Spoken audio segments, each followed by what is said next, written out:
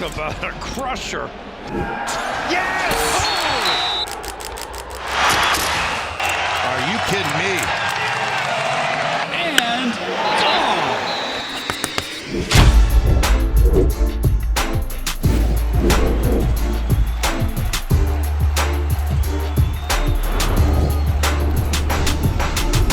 Welcome back to the Schoolyard Sports Podcast. I'm Lewis's podcast, Lane Frank. We're now on episode 192. So 192 episodes through. I got an action-packed episode planned for you. We're nearing the end of the college football regular season. NFL, things are heating up. We're entering close to Thanksgiving weekend. NBA, we got a lot going on there. MLB, free agency starting up right now. Got a lot of great stuff to talk about in this episode 192.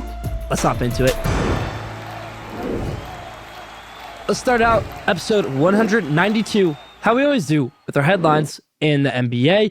Dalton Knecht, rookie for the Los Angeles Lakers, is on fire, everybody, going 9-12 from three-point range the other night for 37 points. Lakers, the highlight rookie for them this year, they thought it was going to be Brian James. Brian James, he's going to steal all the attention. He's going to be their star rookie, or maybe not star, but he's going to be their rookie that gets the most attention. Now look at Dalton Knecht, a guy who was the second best player in college basketball last year.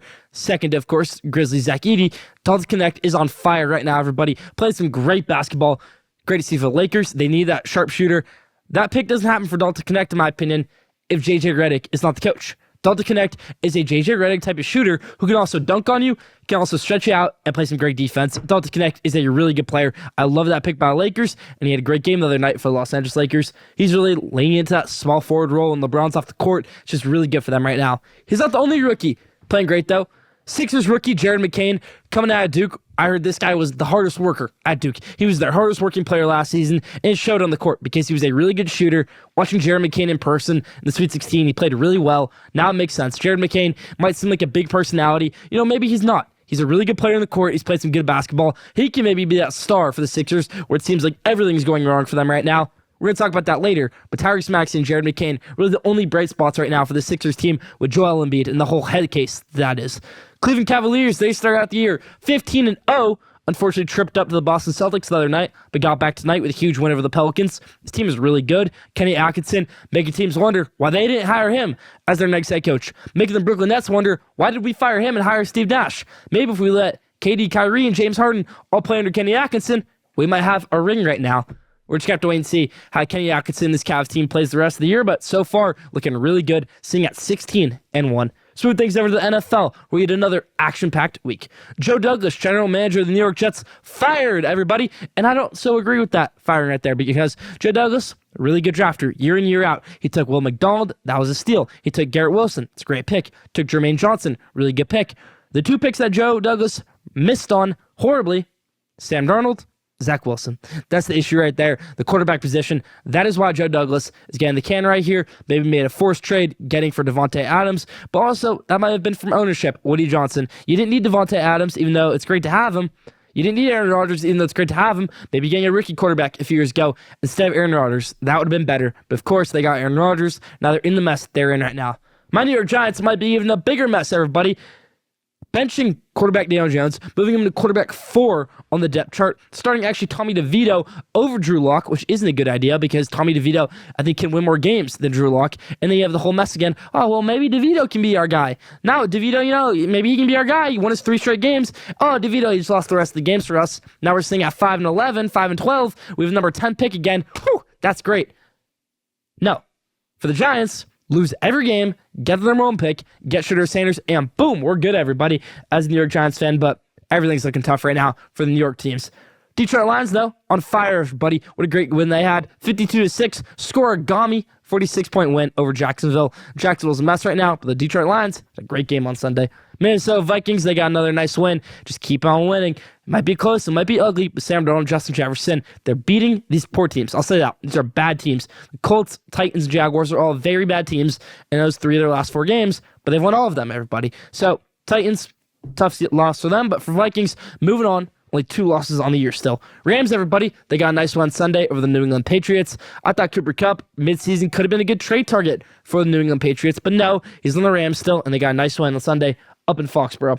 New Orleans Saints keeping things going with Darren Rizzi as their interim head coach, getting back-to-back wins with him as their interim. This could be a guy, maybe he could be the next head coach in New Orleans. I think New Orleans Saints are still letting that one slip right there where it's like, we had Dan Campbell. He was on our team. He was our tight end coach, and we let him slip and go to Detroit. He could have been the successor to Sean Payton, but instead, we had Dennis Allen. Darren Rizzi, though, that guy could be the guy. Nice one Sunday over the Cleveland Browns. Pittsburgh Steelers playing great football. Mike Tomlin knows how to coach football. That's all I'm going to say. Mike Tomlin knows how to coach football. He knows what he's doing. He knows why he's playing Russell Wilson over Justin Fields, and they're 8-2 because of it. Great win on Sunday over the Baltimore Ravens.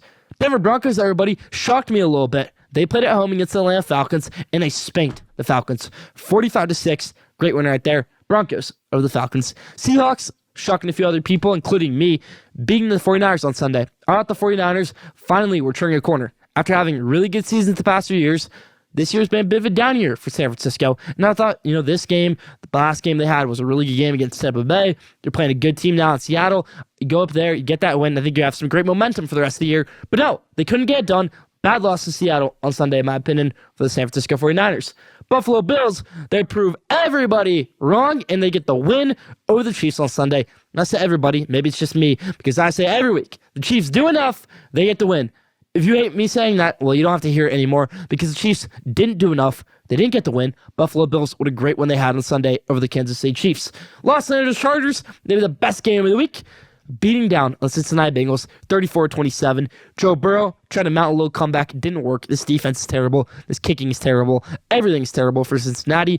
You need a total reset this offseason. You need to get rid of T. Higgins. You need to get rid of Zach Taylor. You probably need to get rid of Evan McPherson, former fantasy GOAT for me back in the day, back his rookie season, but no longer a good fantasy kicker. I mean McPherson. But Joe Burrow and Jamar Chase should be the only guys in this roster that should have big contracts, big payments. Rest of the guys, no untouchables. Whole reset needed this year for the Cincinnati Bengals, in my opinion. And to close it out with our headlines in the NFL, Houston Texans got a great win on Monday Night Football against Dallas Cowboys. Nico Collins, Tank Dell made their return. Stroud still didn't play great, but again, they did enough over the Dallas Cowboys, and they got the win. For MLB, we got free agency going on now, everybody. About a year ago, this time of year, Shohei Ohtani signed that mega deal with the Los Angeles Dodgers. Happened on December 11th, I want to say. So that was obviously a big deal, biggest contract in MLB history. Can we expect Juan Soto to make that big deal, that big jump coming up soon? We're just going to have to wait and see. Maybe he'll even take home an MVP award coming up this week. Those awards again announced this week. But Juan Soto, free agency, starting up right now. Last thing in the headlines right here, Rafael Nadal finally is done with his tennis career. Obviously had an incredible tennis career, announced his retirement last month, played his last tennis match at the Davis Cup, losing to Boch van den Schlup. Really tough loss right there, obviously, but Rafael Nadal, not the same player he used to be. Still, my GOAT of tennis, in my opinion. My favorite player of all time, the best lefty, the best player of all time. Rafael Nadal is done, everybody. And that's about for the headlines.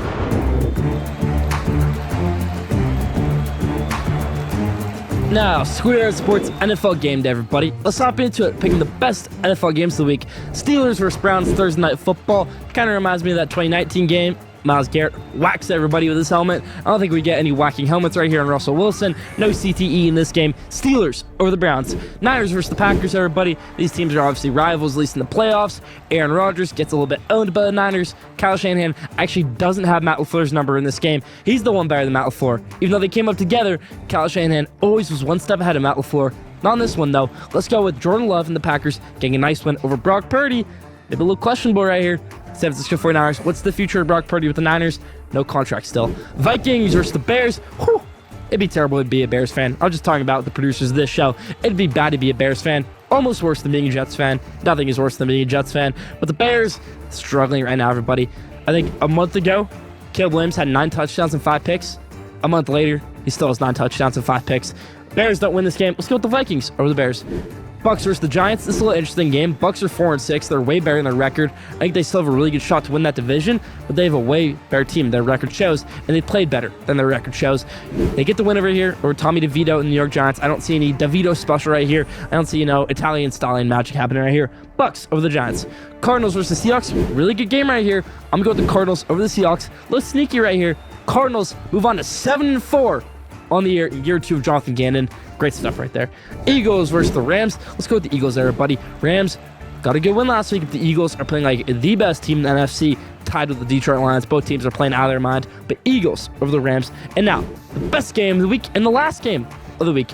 Ravens versus the Chargers. The Harbaugh Bowl, everybody. Jim Harbaugh versus John Harbaugh. I think this is the last time we've seen this matchup was in the Super Bowl in 2013. Now we get it again, everybody. Jim Harbaugh made his way from Michigan up to the Chargers and has done nothing but great things in LA so far. John Harbaugh has a great team in Baltimore. They had a great win 2 weeks ago against Bengals. A really tough loss last week to the Pittsburgh Steelers. I have it on the sheet who I'm picking. I'm not looking at it. I don't remember who I picked. I'm going to pick right now because this game is so special. It's such a toss-up of a game right here. I can't even remember who I picked. So, between the Chargers and the Ravens, everybody, Jim Harbaugh gets the win over his brother, John Harbaugh, asserting that he is going to be dominant in the NFL, that this is his time in the NFL. He said this week, Justin Herbert is one of the best quarterbacks I've ever seen. Let's not get carried away, but this offense is looking really good. J.K. Dobbins has a perfect mixture of carries with Gus Edwards. Justin Herbert's playing really well. You got a really good receiving core. Quentin Johnston's coming into his own. Tight ends are playing well. Offensive line. This defensive line might be the best in the NFL. J.C. Minner's done a great job with that. Even the kicking, Cameron Dicker. Chargers over the Ravens, everybody. It's going to be a great game. Chargers 35-32 over Baltimore. That's part for Schoolyard Sports NFL Game Day. Now, top 5. This week's top 5 is the top 5 most dysfunctional franchises in sports. So, NBA, NFL, MLB, the top 5 most dysfunctional franchises. Let's hop into it. For 5, a little bit interesting one right here. Charlotte Hornets. Owned by Michael Jordan, a little bit of an expansion team. Haven't been doing great since they became an expansion team back in, I think it was 2012. I think they've won only one playoff series, just haven't been solid. They have one franchise player, Kemba Walker. Obviously, he left them to go to the Celtics. Really can't draft great. LaMelo Ball, it's a good draft pick, but hasn't done much. Michael Jordan already sold a stake in this team. Well, you're dysfunctional when you bring back the same head coach twice. They did that with Steve Clifford. You're dysfunctional when you hire a head coach and he quits on you a week later. Happened with Kenny Atkinson. This Charlotte Hornets team is dysfunctional. They don't know what they're doing as a franchise. 5, Hornets. 4, my New York Giants, everybody. It's terrible. It's really bad so far with the New York Giants, being a New York Giants fan. The ownership, everything. I wasn't alive to see the Giants' glory days in the 90s, or whatever it might have been. I wasn't watching football when the Giants won those 2 Super Bowls to Eli Manning. What I've seen as a Giants fan is a good Eli Manning in 2016 and a horrible showing from 2017 on. Ben McAdoo got fired after 1 season with the Giants. Joe Judge got fired after 2 seasons with the Giants. Pat Shurmur got fired after 2 seasons with the Giants. Brian Dable, could he be fired after 3 seasons with the Giants? That's what's up to test right now this season. I think so. You've already gone through a few general managers. You've gone through Tom Coughlin as a general manager and a head coach. You've gone through Dave Gettleman as a general manager, who was terrible. And now you've gone through maybe Joe Shane as a general manager. Giants are dysfunctional. That's number 4. Number 3, the team that doesn't know how to draft, the most cursed team in sports, even Cleveland Browns, everybody. Cleveland Browns, I think they have a great head coach right now, Kevin Stefanski. No shade to that. I think he made a great trade at the time for Deshaun Watson. No shade to that. But it was Deshaun Watson now. Terrible trade. Andrew Barry, a little bit lost. Jimmy Haslam, owner, maybe a little bit lost, everybody. They had 2 back-to-back 0-16 and 1-15 seasons, which was just terrible for this city, for this franchise. Very dysfunctional as a franchise. They don't know how to draft a quarterback. Just take a quarterback with all 7 of your picks this year. Take Cam Ward first round. Take Quinn Ewers second round. Take Curtis Rourke third round. Take anybody 4 through 7. Maybe you'll finally land on a franchise quarterback, everybody. 3, Cleveland Browns. For 2, a team I've talked about a lot this episode, the New York Jets. New York Jets are very dysfunctional. They can't win playoff games. They can barely even get to the playoffs. Hasn't happened in my lifetime, it seems like. Joe Douglas doesn't know what he's doing. Le'Veon Bell, that was one of the worst things we've ever seen for this New York Jets team. That comes to mind right now. Zach Wilson, terrible. Sam Darnold, terrible. Mark Sanchez, pretty terrible.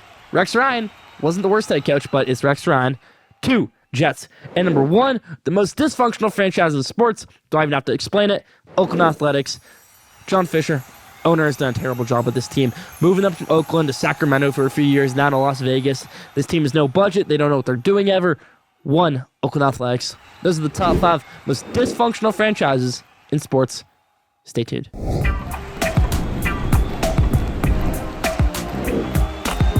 Now, did you know, this week's Did You Know, everybody, it's a great one. Did you know Kentucky football, who's making the short trip, or maybe long trip if they want to say, out to Texas this weekend to play at Texas Longhorns? That is the longest trip west they've ever had to make as a football team. Texas to Austin is the longest trip they've ever had to make to the west. They've never had to go to California, never Arizona, never up in like Wyoming, Washington, nowhere in the Pacific West, Pacific Northwest, Pacific Southwest, even just the west, maybe even east.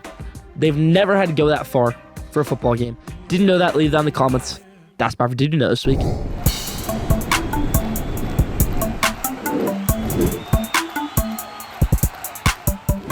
let's throw a spotlight this week, everybody, on the Philadelphia 76ers, who maybe should have been on that list of top 5 most dysfunctional franchises, because this franchise has gone through a very, very dark time, it seems like, in the past, and now they're going through one again. Okay, they had a very promising time. Let's go from 2018 up until even last season. That was the golden age of the Philadelphia 76ers. Now you're maybe fizzling out of that a little bit. You had the Brett Brown era, you had the Doc Rivers era, and then you had now the Nick Nurse era. Last season should have been better. The year before that definitely should have been better. You're up 3-2. You should have won that series. You should have won with James Harden, and you should have won a championship that season. Didn't happen. Maybe you should have done better with Joel Embiid and Ben Simmons as a core. Didn't work out. Just didn't work out. 2018 season was really good for a lot of teams. They didn't win. 2019, Jimmy Butler, tough things happen. Kawhi Leonard makes great shots. I'm not looking at that. I'm looking at what they have right now. I'm looking at Jared McCain, Tyrese Maxey, Joel Embiid, and Paul George. Looking at it now, there's no reason that Paul George should be on this team, and I think they know that. I think they know that. We were stupid to get Paul George. Yes, stupid to get Paul George. Let me ask you this, Philadelphia 76ers fans.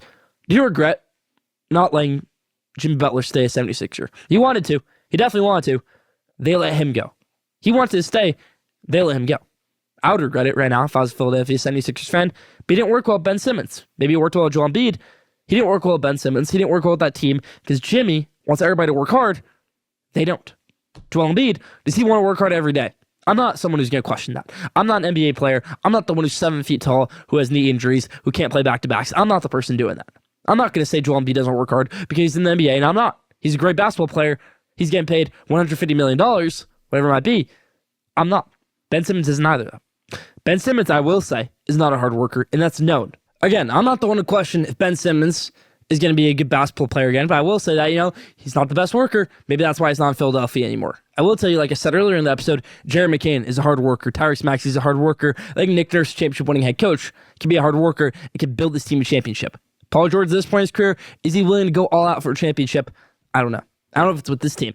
Joel Embiid, again, I don't know. Can Joel Embiid even make a conference championship round? Really don't know at this point. So, if I'm Philadelphia 76ers, this is what I'm doing. And this is not what Illuminati takes the spotlight, but this is what I'm doing.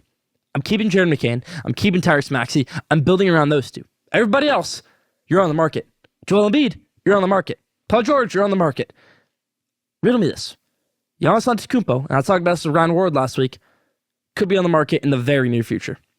Would it be ridiculous to throw out there a Joel Embiid, Giannis Antetokounmpo swap? A little bit crazy to think about right now, but I just want to hear you guys think about it. Joel Embiid, Giannis Antetokounmpo, maybe a trade swap. Leave your thoughts on that in the comments, but Sixers need some switch. Again, the untouchable should be the rookie Jared McCain, and your best player now, it seems like, Tyrese Maxey. You called out Joel Embiid last week. So, a lot of great stuff going on with this NBA situation we got going on.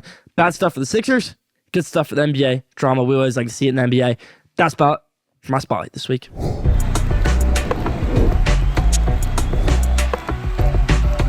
Now, let's do my what would I take Dallas Cowboys edition, everybody. Dallas Cowboys obviously need something to fix. They need something. It's not getting Deion Sanders. It's not getting Shadur Sanders. They need something to change. So let me list out the things that have gone wrong for this Dallas Cowboys team. Starting in, let's go with 2015. They had a really bad year. 2016, they drafted great. They had a good season.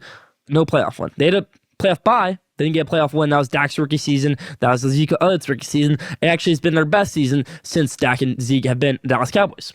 2016. 2017, they missed the playoffs. 2018, good season for them, and they got a playoff win, but they lost in the second round. Really wasn't, they didn't expect them to win that second game at all against LA. 2019, bad season, missed the playoffs. 2020, Andy Dalton season, Dak breaks his leg, they missed the playoffs. 2021, they have a good season, they win the division, everything's in the bag, and they lose to the San Francisco 49ers. Bummer. 2022 season, you play Tampa Bay Buccaneers in the playoffs. You actually get a really nice win over the Tampa Bay Buccaneers in the playoffs. Second one since 2016. First one coming in 2018 for the Seahawks. This one ending Tom Brady's career on a low note. But that's a good playoff win. Then you go for San Francisco and you don't get a win. And that's tough to deal with right there. 2023, everything looks good. This team won a different division. They're playing great. Dak Prescott's like, don't give me that division title hat. I want the Super Bowl hat. I want that. Well, they didn't get it. They got spanked in the wild card round by the Green Bay Packers, and it's just bad coaching, whatever it might be. It's not always bad coaching for the Cowboys, though. They've had some really bad picks in the past few years. Starting in 2016, a really good pick with Ezekiel Elliott and Dak Prescott. Dak in the third round, Zeke in the first round. You get a pass for that one. From there, this drafting just gets worse and worse and worse. 2017, you take Taco Charlton, who's a Michigan guy, who I love in Michigan. but he was horrible in the NFL. 2018, you take Leighton Vander Esch, who was good at one point in his career, but now Leighton Vander Esch is retired from football, it seems like. 2019, you trade it for Amari Cooper. Amari Cooper looked like it was not worth a first-round value. He just wasn't worth a first-round pick, and that's a waste right there. Giving up a first-round pick for Amari Cooper, you could have had someone like Josh Jacobs, because that's exactly what the Raiders used that Amari Cooper pick on. 2020, you take CeeDee Lamb. Great pick. 2021, you take Micah Parsons. Whew, we're on a roll right now. 2022, you take Tyler Smith. Still trying to find identity on that offensive line. 2023, another Michigan guy, who I think is terrible in the NFL, Mozzie Smith, the worst defense tackle in the NFL. And then this year, you took Tyler Guyton out of Oklahoma. So Tyler Guyton really hasn't done much with his career either. He's a rookie, still trying to find an identity like Tyler Smith. The drafting, as you've seen, hasn't been the best. Micah Parsons, CeeDee Lamb, that's their core. Zeke is not the same Zeke from a few years ago. Taco Charlton was a bad pick. Mozzie Smith was a bad pick. Leighton Vander Esch was a bad pick. Tyler Guyton was a bad pick. We'll even say Tyler Smith was a bad pick, everybody. This team has struggled in so many ways, drafting and coaching. Get a new coach this offseason. Get Bill Belichick. Just do it. Get Ben Johnson, Lions offensive coordinator. Get somebody. You want that team builder? You get Bill Belichick. You want that offensive mind? You get Ben Johnson. You need something right now, though. Different things need to happen in this Cowboys locker room, and I don't think they're going to happen unless Mike McCarthy goes, unless you start drafting better. They're not ever going to switch management at the top, but the drafting better get better at the top, because you have those two great picks. You have CeeDee, you have Micah Parsons. You have nothing else outside of that. That's about for my what would I take Dallas Cowboys edition, everybody. Now, College Ball Showcase, everybody. You know how we roll. I give you my top 25. We break it down. Then I give you my 6 hot takes, everybody. I've said it in the past. It's been a bad year for hot takes, but last week was an incredible week for the hot takes, going 4 out of 6. We love to see it, everybody. Let's go 25-1 with our top 25 now, though. 25, UNLV. Go Rebels. 24, Illinois. Big game this week against Rutgers. 23, Syracuse. They're ahead of UNLV. They got the win over UNLV head-to-head. 22, Iowa State. Only 2 losses in Big 12 play. 21, Arizona State. Huge game against BYU this week. Wait to see my pick in the next segment. 20, Tulane. Still in the playoff hunt. 2 losses. Both out of conference. They can win that conference, everybody. 19, South Carolina. Go Gamecocks. 18, Colorado. Great chance to make college football playoff. We love it. Deion Sanders. Go Prime. 17, Clemson. No playoff chance, but still a good team. 17, Clemson. 16, let's go with Army. Huge game against Notre Dame this week. It's actually really impactful in my opinion. You win that game against Notre Dame, that puts some real pressure on Boise State, where it's like, maybe Army gets that Group of 5 bid, and not Boise State. 16, Army. 15, Texas A&M. 14, BYU. Tough loss last week, losing your first game. Start the year 9-0, then you lose to Kansas at home. It's going to be tough, but now you got a big matchup against Arizona State. You lose that game, you're done. You win that game, some real chances for a playoff. 13, SMU. 12, Boise State. 11, Tennessee. Tough loss to Georgia on Saturday. I thought you could have won that game. I really did. Georgia wasn't playing great in the first quarter, but Carson Beck really turned things up on offense. I didn't expect Tennessee's defense to play so poorly, and they did that. 10, Miami. 9, Georgia, moving up. 8, Ole Miss. They have the head-to-head over Georgia. 7, Alabama. 6, Penn State. 5, Indiana. Biggest game in program history this weekend against Ohio State. It's not a stretch to say that. 4, Notre Dame. Let me get a lot of hate for this. I have Notre Dame at 4. But you can't tell me if that team doesn't lose that game to Northern Illinois, they're not the number 2 team in the country right now, because they are. They'd be one of the only undefeated teams up there at Oregon, and they might even be number 1 over Oregon, because they have that win over Texas A&M. They're a really good team. Notre Dame, number 4. 3, Ohio State Buckeyes. 2, Texas Longhorns. I talked about last week with Rhett Lewis. What is Texas's resume? They don't have the best win, but they're a really good football team. Texas, number 2. And number 1, the Oregon Ducks, everybody. That's not changing. They went up to Wisconsin. They had a really tough game, and they got the win. Tough to go up there and get a win. Night game, Saturday night. You're not used to that environment. First year in the Big Ten, and they got it done. That's about for top 25. Hot takes coming up next.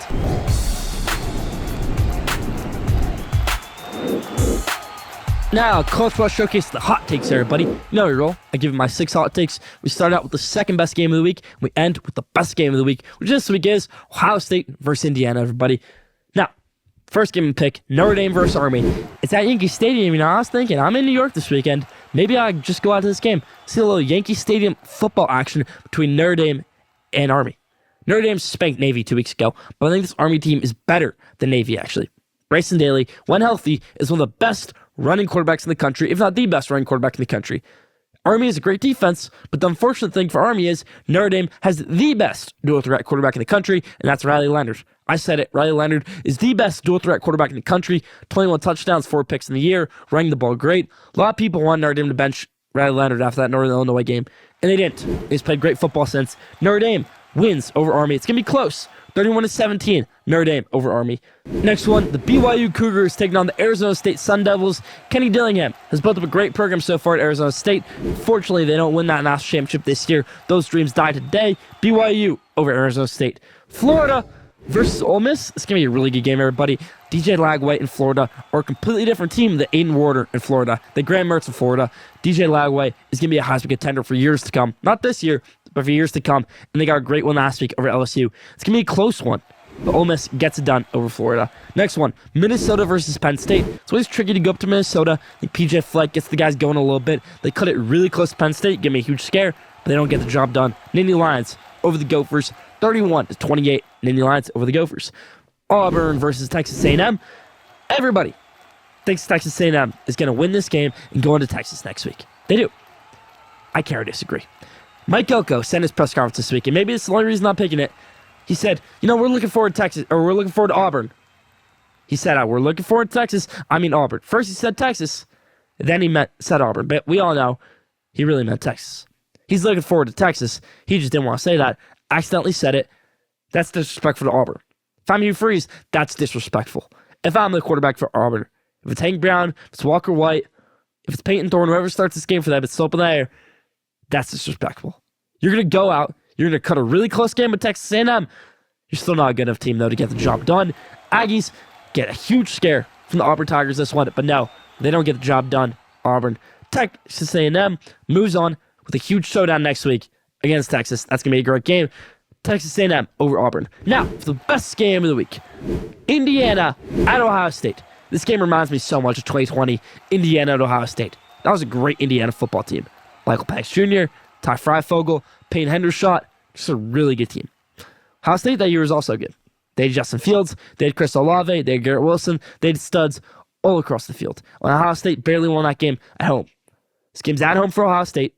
Indiana has a really good quarterback, but Indiana's offense, at least the offensive line, stalled huge against Michigan 2 weeks ago.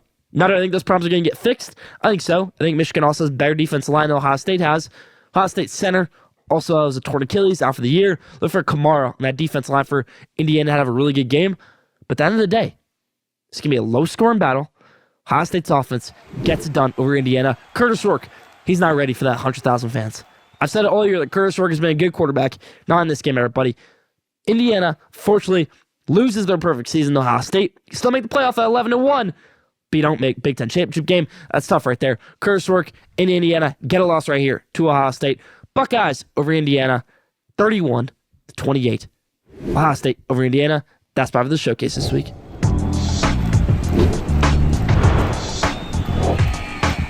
Now, at the buzzer, everybody. This week's At the Buzzer is, I want to talk about the 10-3 Golden State Warriors, everybody, who are finally back to championship form, in my opinion. This team has played great basketball. They have great rotations.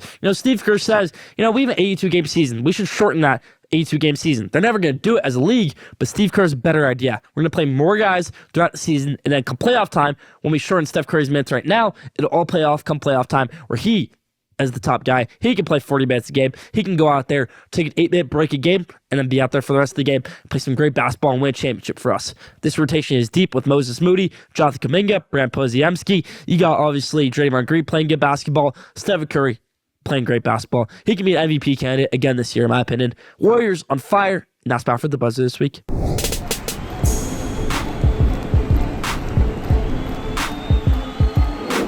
Now, the best for last, question day. This week's question day is, who is the best team in the NFL? Leave your answer in the comments. I don't know who the best team in the NFL is, so obviously up in there, you got Steelers up there, even the Ravens, Bills, Lions, Eagles. A lot of great teams up there. Throw the Jaguars up there. No, I'm kidding. Jaguars are the worst team in the NFL right now, in my opinion. But a lot of good options up there. I think it's really kind of stacked, but a nice even stack. You've got the Lions, top of the NFC, Eagles, top of the NFC. That's going to be a great battle. You got Chiefs versus Bills, who are going to play again in the conference championship game, but don't forget about the Ravens. They can also be up there too. Steelers, also a great team. It's going to be a great playoffs. Can't wait for it. But who's the best team in the NFL? Leave your answer in the comments. That's 5 question today. That's 5 Square Sports, Lane Frank, episode 192. Thank you for tuning in. Follow Square Sports on Instagram at Square Sports. Follow Square Sports at X at Square Sport. Don't forget to subscribe, rate, review for the best sports content in the world.